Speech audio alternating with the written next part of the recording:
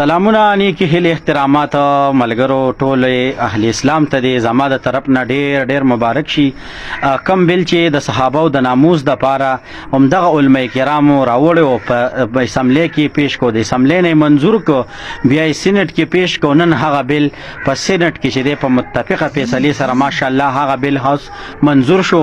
اوس د څوک د صحابه په ناموس په شان کې ګستاخیو کې ان شاء الله بیا د خپل اشرو ګوري. الحمدلله صحابه په سبا مخکې سپوغه په اوس په ان شاء الله الرحمن هغه سپوغلې ټپی شي.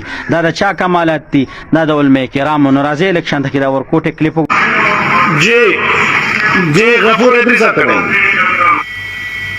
کہ تحفظ ناموس صحابہ و اہل بیت بل تقریباً متفقہ طور پر منظور ہوا اور یہ ہاؤس کا ہمیشہ اعزاز رہا ہے.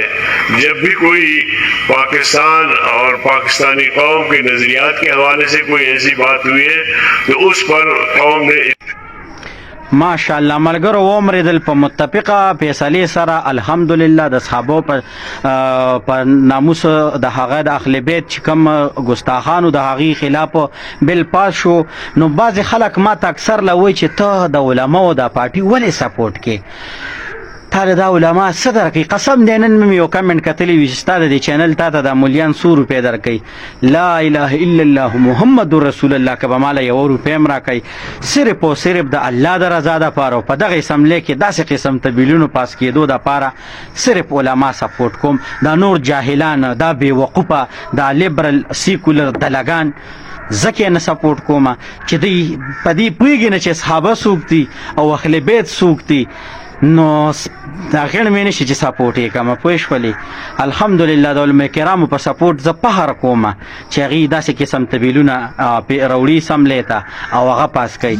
ملګرو زیات کریډټ چې دی نو علماء کرامو ته دی، خو شهید مفتی عبدالشکور صاحب دی الله پاک وبخي، هغه ویل چې دا بل مې د باندې منظور کړی نی. په وزارت کې یو اجلاس کړو، راځئ د مفتی عبدالشکور صاحب دا ویډیو در سره وګورئ. دا کلیپ قسم دی ډېر سخت ورته خفه شوم چې کاش نن دی ژوندی وي څومره به خوشحاله وي. ولې چې دی بل پاس کېدو کې د مفتی عبدالشکور صاحب هم ډېرې قربانۍ وي، هغه به مونږ همیش دپاره یاد ساتو. نو راځئ د مفتی عبدالشکور صاحب دا کلیپ هم در سره لږ واورئ.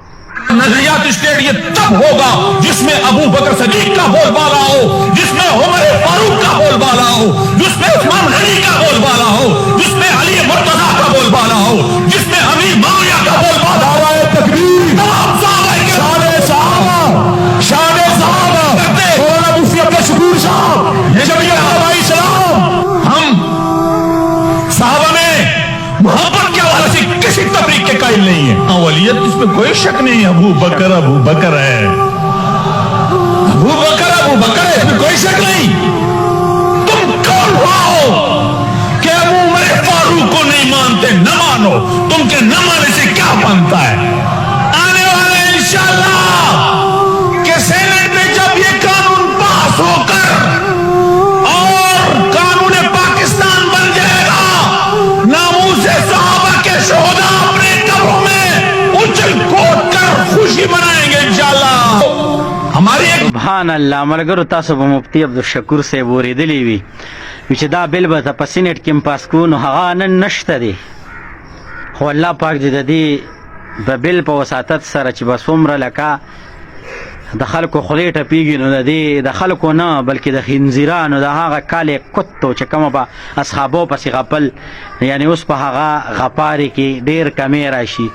نو د دې اجر دی الله پاک د مفتی عبدالشکور صاحب روح ته دی چې دی الله پاک چې دی ور رسول کې الله پاک د هغه قبر د نور نه ډک کی. ملګرو علما سپورټ کې سوال درته کوم، د علماء کرام لمنې راونیسئ. منګایي او دار صدا هم د بره نه دي، خو کم از کم د دین اسلام ګستاهي به نه کېږي. کم از کم د رانروان نسل کې به هم دمان کم او ایمان زیات پیدا کېږي.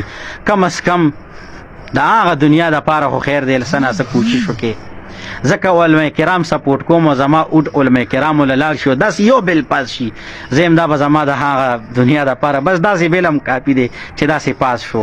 نو ملګرو د علماء کرامو عزت وکړئ، د هغو لمنې راونیسئ او په سیاست کې سپورټ کوي.